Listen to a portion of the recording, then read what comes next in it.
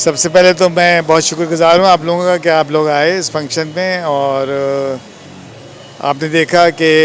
حیدرآباد ایک شہر جو ہواؤں کا شہر ہے،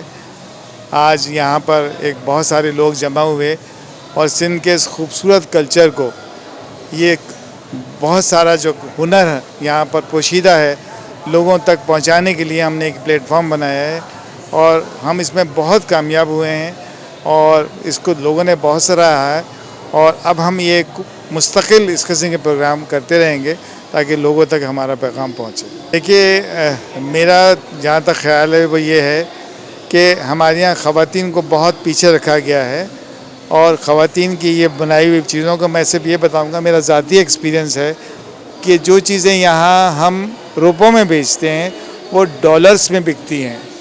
اور اتنا بڑا ڈفرینس ہے، لیکن بات یہ ہے کہ ان کی ایکسیس نہیں، ان کی وہ وہاں ایکسیس نہیں ہے اور ان کی ایکسیس یہاں تک نہیں ہے، تو ہم وہ پلیٹ فارم مہیا کرنا چاہتے ہیں تاکہ یہ چیز لوگوں تک پہنچے، اور ہم یہاں کے لوگوں میں سے جو غربت ہے اس کو دور کریں اور اس کی بہتری سے بہتر نمائش کر سکیں۔